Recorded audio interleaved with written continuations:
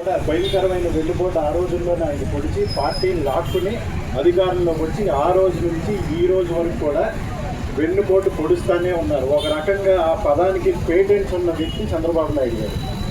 గత ఎన్నికల్లో కూడా ప్రతిపక్షాలన్నీ కలిసినా కూడా అధికారంలోకి రాలేమేమోనని చెప్పి ఆయనకి ఎన్నికలు రాగానే ఓ పాట గుర్తొస్తుంది మనకి.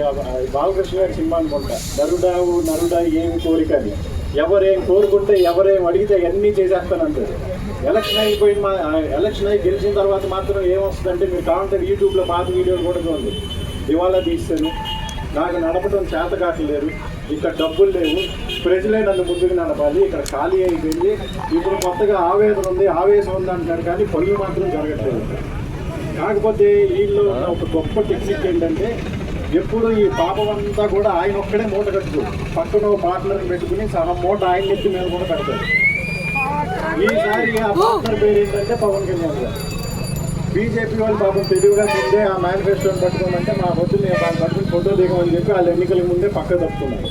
పవన్ కళ్యాణ్ గారు మాత్రం ప్రతి నియోజకవర్గం తిరిగి ఈ హామీలన్నీ అమలు పరిచే బాధ్యత నాది, ఎందుకంటే మేము గొప్పగా హామీలు ఇస్తామని చెప్పి అందరికీ కూడా హామీ ఇచ్చి ఎలక్షన్ అయిపోయిన తర్వాత సార్ ఏంటి సార్ మాకు హామీ ఇచ్చారు, ఇన్ని పథకాలు ఇప్పుడు అమలు చేయాలి ఏంటంటే సింపుల్గా ఏమంటాడు ఆయన, ఈ శాఖ నాది కాదు, నేను కనుక్కుని చెప్తానంటాడు. మళ్ళీ కనపడ్డాయి, మళ్ళీ ఎప్పుడో తెలుగుదేశానికి అవసరమైనప్పుడు వచ్చి చెప్పి 4 మాటలు చెప్పి వెళ్ళిపోతాడు.